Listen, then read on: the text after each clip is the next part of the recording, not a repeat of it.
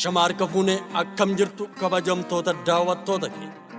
Kun mana uffata aadaa Oromoo Siifan. Manni uffata aadaa Oromoo Siifan uffannaalee aadaa Oromoo godinaalee Oromiyaa hunda oomishuun hawaasa biyya keessaa fi biyya alaa irratti raabsuu irratti argama.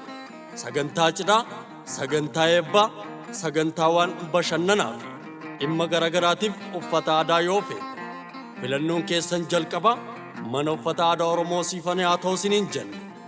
Warra biyya keessa jirtan bakka konkolaataan ga'u maratti konkolaataa mataa keenyatiin iddoo isin jirtan maratti isin dhaqqabsiifna. Warra biyya alaa jirtaniif biyyoota buufanni xiyyaaraa hojii irra jiru maratti yeroo barbaaddanitti uffata barbaaddan isin dhaqqabsiifna. Biyyoota kanneen akka Ameerikaa, Kanaadaa, Minesoota, Paris Saint-Germain, Turkey akkasumas biyyoota buufanni xiyyaaraa hojii irra jirretti karaa DHL, Posta, FedExin argachuu dandeessu. Biyyoota Arab Emirates, Dubai, Abu Dhabi, Sharjah, Alleeni, Hajiman, Deeraa, Chenimaa warroota Beerut keessatti argamtaniif magaalaa guddittii Lebaanoon naannoo Atilees Kinnisii Maraaliyees odeeffannoo dabalataatiif lakkoofsa bilbilaa 96 17 66 55 352 irratti haaloo jennaan Beerut keessatti mana uffata aadaa Oromoo Siifan ni argattu.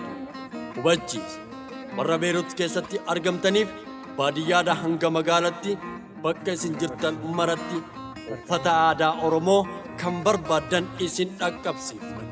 Dubaayii fi naannawa isheetti warra argamtan maraaf lakkoofsa bilbilaa 97 15 43 79 48 duwwaa 8 irratti haaloo jennaan mana uffata aadaa Oromoo Siifan Abu Dhabi, Dubaay, Sharjah, Alleeni, Hajiman, Deeraa, Chenimaalitti argachuu dandeessu.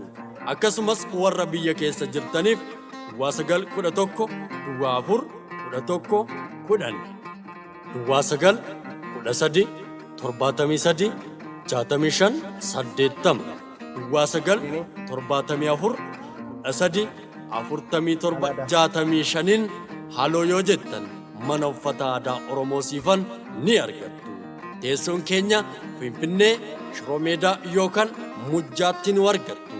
Warri biyya keessa jirtan karaa Teelegiraamii, karaa Feesbuukii, karaa Waatsaappii fi karaa sooshaal miidiyaa garaagaraatiin nu hordofuu dandeessu.